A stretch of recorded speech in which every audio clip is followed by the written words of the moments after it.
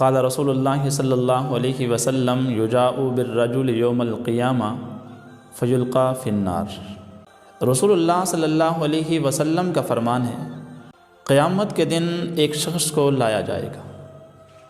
اور اس کو آگ میں پھینکا جائے گا۔ اس شخص کی انتڑیاں آگ میں باہر نکل آئیں گی، وہ پھر باہر نکلی ہوئی انتڑیوں کو آگ میں لیے پھرے گا جیسے گدھا اپنی چکی میں پھرتا ہے۔ جہنمی لوگ اس کے پاس جمع ہوں گے اور پوچھیں گے، اے فلاں، یہ تیرا کیا حال ہے؟ تو ہمیں نیکی کی دعوت دیتا تھا، تو ہمیں برائی سے منع کرتا تھا۔ وہ کہے گا، میں تمہیں نیکی کا حکم دیتا تھا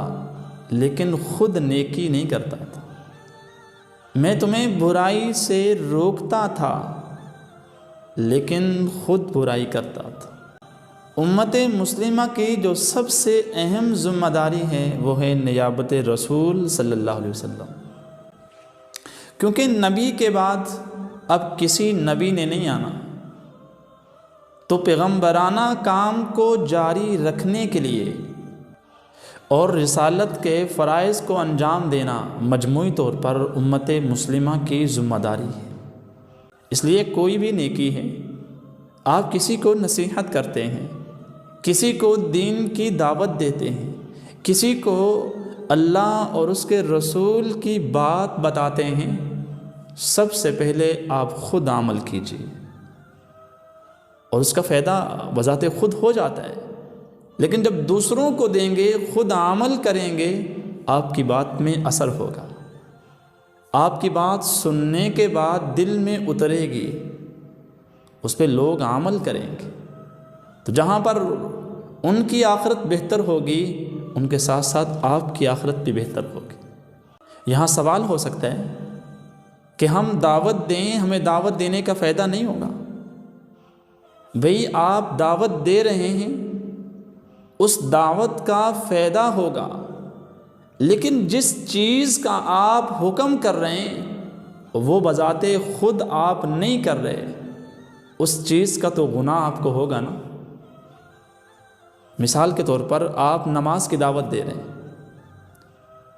جس کو آپ دعوت دے رہے ہیں وہ نماز کے لیے مسجد میں تشریف لے گیا، نماز ادا کر رہا ہے، لیکن آپ نے دعوت دی، آپ مسجد میں نہیں گئے، آپ نے دعوت دی، آپ نے نماز ادا نہیں کی، تو دعوت دینے کا تو جو ثواب ملتا ہے وہ ملے گا، لیکن جو فرض آپ نے چھوڑا اس کا گناہ بھی تو آپ کو ملے گا۔ قرآن بھی کہتا ہے، لِمَ تَقُولُونَ مَا لَا تَفْعَلُونَ،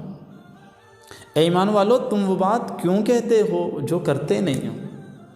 یہ جو حدیث بیان کی گئی نا، یجاء بالرجل یوم القیامہ فیلقی فی النار، ایسے شخص کو آخرت کے ہولناک عذاب سے ڈرایا گیا ہے۔ اس قسم کی ایک اور حدیث بیان کی گئی ہے، آپ صلی اللہ علیہ وسلم نے فرمایا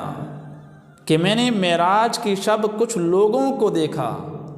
آگ کی کینچی سے ان کے ہونٹ کاٹے جا رہے تھے۔ میں نے جبرائیل علیہ السلام سے پوچھا، یہ کون لوگ ہیں؟ تو جبرائیل علیہ السلام نے فرمایا کہ یہ آپ صلی اللہ علیہ وسلم کے مقررین ہیں، جو لوگ دوسروں کو نیکی کی دعوت دیتے تھے، دوسروں کو برائی سے منع کرتے تھے، لیکن اپنے آپ کو اس نیکی کرنے میں بھول جایا کرتے تھے۔